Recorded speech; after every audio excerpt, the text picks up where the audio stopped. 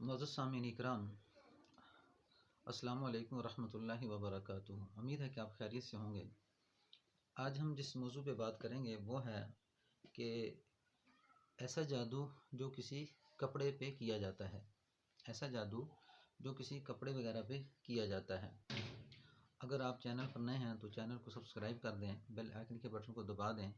اور ویڈیو کو لائک بھی کریں، شیئر بھی کریں، اور آئندہ آئیں ویڈیو تاکہ آپ کی میری تک پہنچتی رہیں۔ قابل قدر ساتھیوں، یہ جو کپڑے پہ جادو کیا جاتا ہے اس کی مختلف صورتیں ہوتی ہیں۔ ایک یہ کہ جب کسی انسان پہ کوئی جادو کرواتا ہے تو وہ کروانے والا آدمی جب جادوگر کے پاس جاتا ہے تو جادوگر اس آدمی سے، جس آدمی کے اوپر جادو کروانا ہوتا ہے، اس کے وہ کپڑے منگواتا ہے جو اس کے بدن کے ساتھ ٹچ ہوئے ہوں اور ان کپڑوں کو دھویا نہ گیا ہو، یعنی وہ کپڑے دھوئے نہ گئے ہوں، اور وہ جادوگر اس کی قمیض منگوائے گا یا اس کی سلوار منگوائے گا یا اس کی ٹوپی منگوائے گا یا اس کی بنیان منگائے گا یا اس کے جسم کے اوپر جو سویٹر وغیرہ ہے اوپر لگا ہوا وہ منگوائے گا، یعنی ایسا کپڑا جو جسم کے ساتھ ٹچ ہو گیا ہو اور پھر اسے دھویا نہ گیا ہو۔ تو جس وقت وہ جادوگر منگوا لیتا ہے تو منگوانے کے بعد پھر اس پہ وہ جادو کرتا ہے۔ تو جادو کرنے میں پھر وہ جس وقت وہ جادو کرتا ہے تو جادو کرنے میں وہ اس کے دو طریقے سے جادو کرتا ہے۔ ایک تو یہ ہے کہ اس کا کوئی پتلا بنا کے اس کو یا قبرستان میں دفن کر دیا جاتا ہے، تو دفن کرنے کے بعد جب وہ اس کو دفن کر دیتا ہے تو اس بندے کے اوپر تکلیف ہونا شروع ہو جاتی ہے۔ اور دوسرا طریقہ یہ ہے کہ اس کو ایسے چولہے کے اندر دفن کرتا ہے جس میں آگ جلائی جاتی ہو، اور وہ بھی پتلا بنا کے اس کے اندر دفن کر دیتا ہے۔ تو اس طرح پھر اس مریض کو جو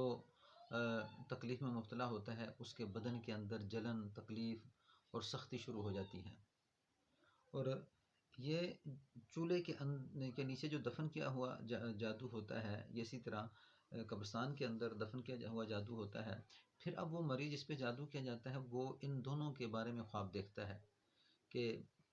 اکثر یا تو وہ دیکھے گا قبرستان میں کھڑا ہوا دیکھے گا، یا قبرستان کی مٹی دیکھے گا، یا قبرستان کے اندر وہ اپنے آپ کو گیا ہوا دیکھے گا، یعنی قبرستان کی شکلیں شبہات اس کے خواب میں اکثر آتی رہتی ہیں۔ یا وہ قبرستان کی مٹی دیکھے گا یا ویسے مٹی دیکھے گا، تو یہ جب جادو جو دفن کیا گیا یہ قبرستان کے اندر دفن کیا گیا ہوا جادو ہے۔ اور دوسرا وہ مریض کہ جس کے چولہے میں دفن کیا گیا جادو ہے، وہ اکثر خواب کے اندر آگ وغیرہ دیکھتا ہے، یعنی آگ جلائی ہوئی دیکھتا ہے، یا اسی طرح آگ کے اندر جس وقت وہ آگ جلائی جاتی ہے تو اس جلانے کی وجہ سے اس کے اندر جو پتلا ہوتا ہے اس کے اوپر جب تپش پہنچتی ہے تو اس مریض کے بدن میں وہ تپش پہنچنا شروع ہو جاتا ہے، اور یہ مریض اس چولہے کو دیکھتا ہے یا خواب میں آگ کو دیکھتا ہے، اس طرح کی کوئی آگ سے بنی ہوئی چیز کو دیکھتا ہے۔ یہ مریض جس کے اوپر چولہے کے اندر جادو کیا گیا ہو دفن کر کے، تو وہ خواب اس طرح کے دیکھتا ہے۔ اب جب اس طرح کے جب اسے خواب آتے ہوں تو یہ اس بات کی علامت ہوتی ہے کہ اس بندے پہ اس طرح کا جادو کیا گیا ہے، کیونکہ خواب جو ہے یہ اللہ تعالیٰ کی طرف سے بندے پہ الہام ہوتا ہے کہ اس طرح کا معاملہ ہے، تم اس کے علاج میں لگ جاؤ۔ تو اس میں عام جو آدمی ہے، اگر اکثر یہ ہوتا ہے کہ ہم لوگوں کو سمجھ نہیں ہوتی کہ ہم نے کیا کرنا ہے، تو بعض لوگ تو اس علاج کو بھی یہ سمجھتے ہیں کہ پتہ نہیں یہ لوگ علاج جو کر رہے ہیں ٹھیک کر رہے ہیں نہیں کر رہے۔ تو اس میں جو صحیح طریقے سے علاج کرنے والا آدمی ہو، قرآن حدیث سے واقف ہو، تو اس سے علاج کروایا جائے۔ میں خود یہ علاج کرتا ہوں، اگر آپ مجھ سے علاج کرانا چاہیں تو اس نمبر پہ رابطہ کریں 0343971358۔ اگر آپ کسی کے پاس نہیں جا سکتے تو اس میں پھر آپ نے کیا کرنا ہے، ایک سورۃ البقرہ، اس کو آپ کوشش کریں کہ ہفتے میں اس طرح پڑھ لیں کہ ہفتے میں آپ کی سورۃ البقرہ ختم ہو جائے، 2 3 4 رکوع اس طرح پڑھ لیں۔ پھر اس کے بعد الحمد شریف اور آخری 2 کل، ان کو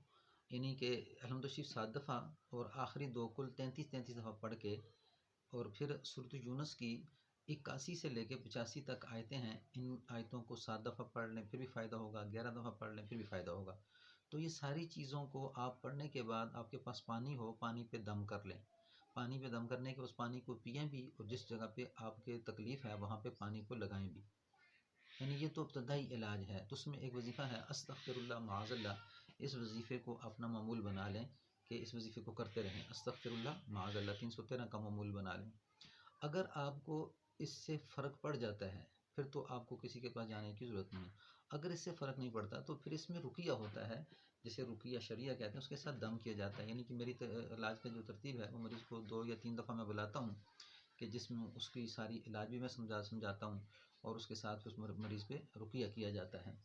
تو پھر اس رقیے کے ساتھ پھر آہستہ آہستہ مریض ٹھیک ہونا شروع ہو جاتا ہے۔ اس میں ایک بات اور یاد رکھیں کہ بیری کے پتے آپ اپنے پاس رکھ لیں، اور وہ ہفتے میں 1 دفعہ بیری کے پتوں سے غسل بھی کریں۔